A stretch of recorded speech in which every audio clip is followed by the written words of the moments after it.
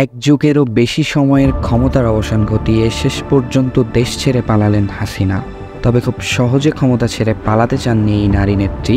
দেশের মানুষ নয়, দেশের মাটি প্রয়োজন ছিল তার। ক্ষমতায় টিকে থাকার জন্য সর্বোচ্চ চেষ্টা চালিয়েছেন।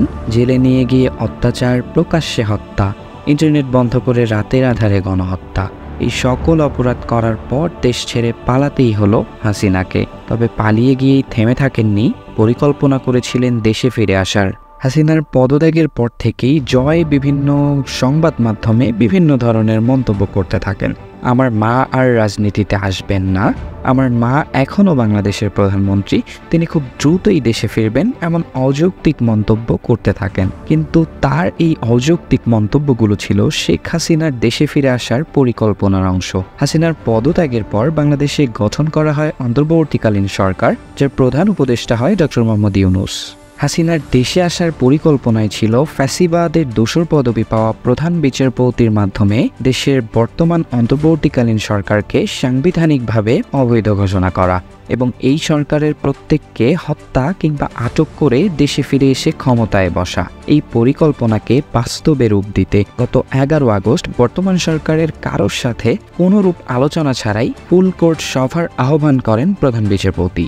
তবে বৈষম্য বিরোধী ছাত্র আন্দোলনের প্রবল প্রতিবাদের প্রেক্ষিতে সেই সভা বাতিল করতে বাধ্য হন প্রধান বিচারপতি। বিবিসি বাংলাকে দেয়া এক সাক্ষাৎকারে বৈষম্য বিরোধী আন্দোলনের সমন্বয়ক তারিকুল ইসলাম জানান, তাদের কাছে তথ্য ছিল অন্তর্বর্তীকালীন সরকারকে সাংবিধানিকভাবে অবৈধ ঘোষণা করতেই ফুল কোর্ট সভার আহ্বান করা হয়েছিল।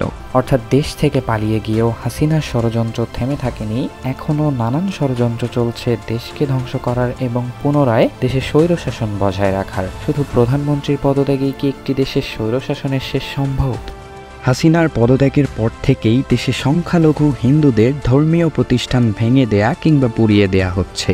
এতদিন যারা ছাত্র আন্দোলনের বিরোধিতা করে মিছিল করলো, সাধারণ শিক্ষার্থীদের উপর হামলা করলো, তারাই এখন হিন্দুদের ব্যানারে সংখ্যালঘু জনগোষ্ঠীকে নিপীড়নের প্রতিবাদ করছে।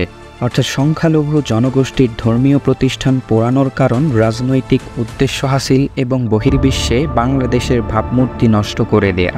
কাদের পরিকল্পনায় চলছে এমন ধ্বংসযজ্ঞ? হাসিনা নাকি অন্য কেউ?